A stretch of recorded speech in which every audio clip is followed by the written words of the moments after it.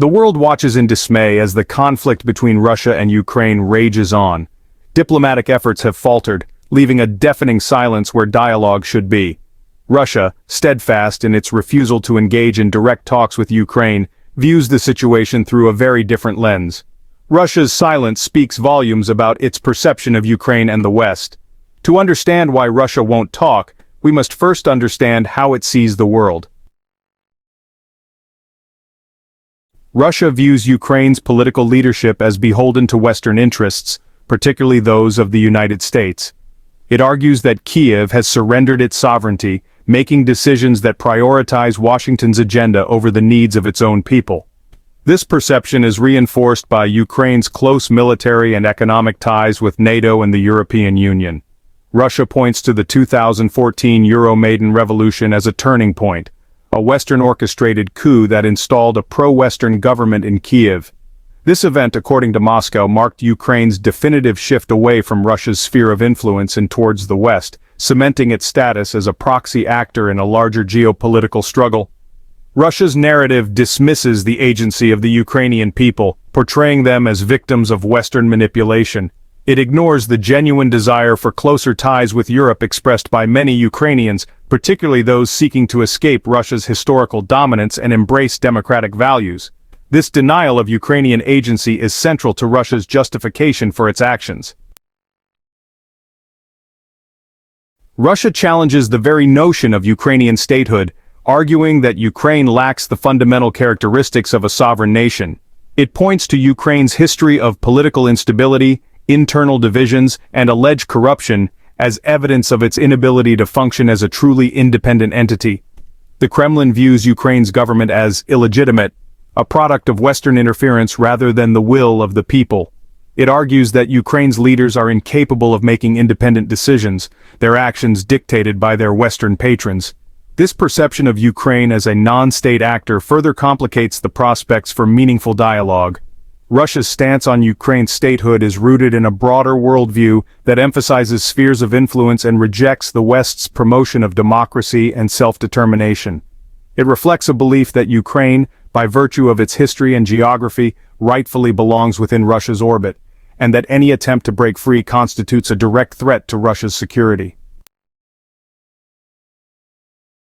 Russia's perception of Ukraine is heavily influenced by history, particularly the tumultuous period following the collapse of the Soviet Union. The Kremlin views Ukraine's post-Soviet trajectory as a cautionary tale, a prime example of the chaos and instability that ensue when external powers interfere in the internal affairs of a fragile state. Russia points to Ukraine's history of political upheavals, economic struggles, and ethnic tensions as evidence of its inherent weaknesses. It argues that these internal divisions have made Ukraine vulnerable to external manipulation, particularly by the West, which has sought to exploit these vulnerabilities to weaken Russia. Russia's narrative ignores its own role in fueling instability in Ukraine, including its support for separatist movements in the East and its annexation of Crimea. It seeks to deflect blame onto the West, portraying Russia as a benevolent protector forced to intervene to restore order and prevent the emergence of a hostile state on its border. Section 5. A proxy battlefield Ukraine in the crosshairs.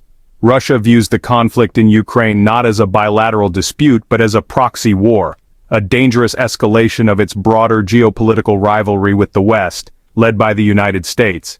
It argues that the West is using Ukraine as a pawn to weaken Russia, supplying it with weapons, intelligence, and financial aid to bleed Russia dry. Russia points to NATO's eastward expansion as evidence of the West's encroaching influence and its disregard for Russia's security concerns. It argues that the West's ultimate goal is to contain Russia, undermine its status as a great power, and ultimately dismember it. Russia's proxy war narrative serves to justify its actions in Ukraine, portraying them not as an act of aggression, but as a necessary response to Western provocations. It also seeks to rally domestic support by framing the conflict as an existential struggle against a hostile and expansionist West. Section 6. The human cost, a narrative of blame. The conflict in Ukraine has resulted in a devastating loss of life and widespread suffering. Russia acknowledges the human cost of the war but seeks to deflect blame, accusing Ukraine and its Western backers of being responsible for civilian casualties.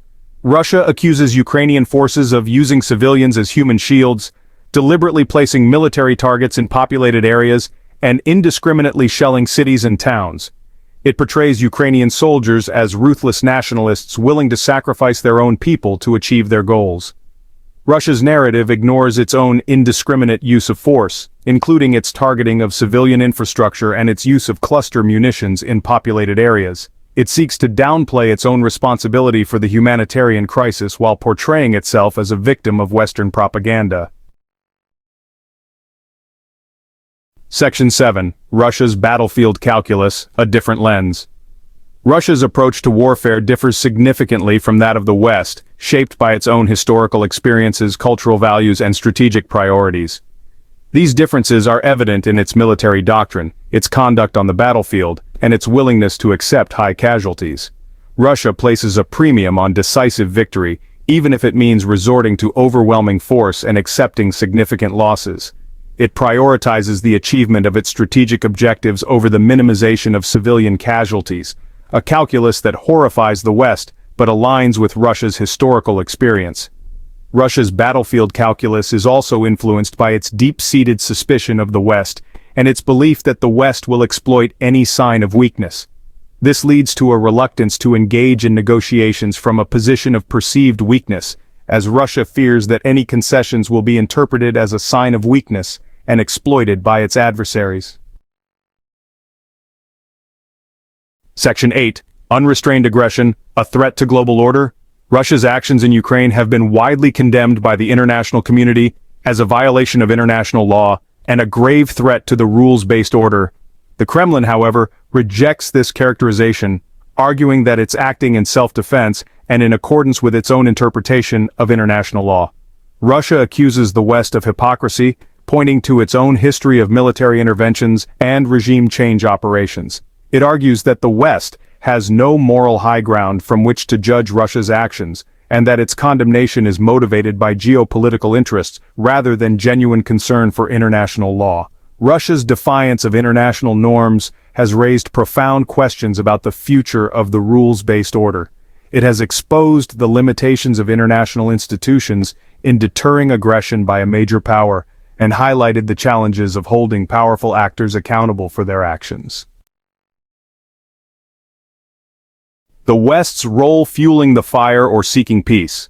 The West's role in the Ukraine conflict is a subject of intense debate. Russia accuses the West of fueling the conflict by supplying arms to Ukraine and imposing sanctions. The West maintains it is helping Ukraine defend itself and seeking peace, but Russia's unwillingness to negotiate makes peace difficult. Section 10. A World on Edge Implications for International Relations. The conflict in Ukraine has sent shockwaves through the international system, with far-reaching implications for global security, the balance of power, and the future of international cooperation. It has exposed the fragility of the post-Cold War order, and highlighted the dangers of resurgent great power competition. The conflict has also led to a deepening of divisions between Russia and the West, raising fears of a new Cold War. This division is not limited to the political realm, but extends to the economic, cultural, and even sporting arenas. The conflict in Ukraine is a stark reminder of the interconnectedness of the world and the high stakes involved in great power competition. It underscores the need for diplomacy, dialogue, and a renewed commitment to international cooperation to address global challenges and prevent future conflicts. Section 11. Conclusion. Breaking the impasse. Russia's refusal to engage in direct talks with Ukraine stems from a complex interplay of historical grievances, geopolitical calculations, and deep-seated beliefs about Ukraine's lack of sovereignty and the West's hostile intentions. These factors have created a seemingly insurmountable obstacle to dialogue and a peaceful resolution to the conflict. Breaking this impasse requires a nuanced understanding of Russia's perspective, however distorted it may seem. It also requires a willingness to address Russia's legitimate security concerns, even as the West condemns its aggression and supports Ukraine's right to self-determination. Finding a path to peace in Ukraine will require creativity, persistence, and a willingness to engage in dialogue even when it seems impossible. The alternative is a protracted conflict with devastating consequences for Ukraine, Russia, and the wider world. So hit that subscribe button, ring the bell for notifications, and let's turn the page on a new adventure together. Get ready to experience books like never before, only on VBook 360. Like, comment, and share to support the channel and keep the video magic alive. Thank you for stopping by. And remember, every video has a story, and every story deserves to be shared. See you in the next video.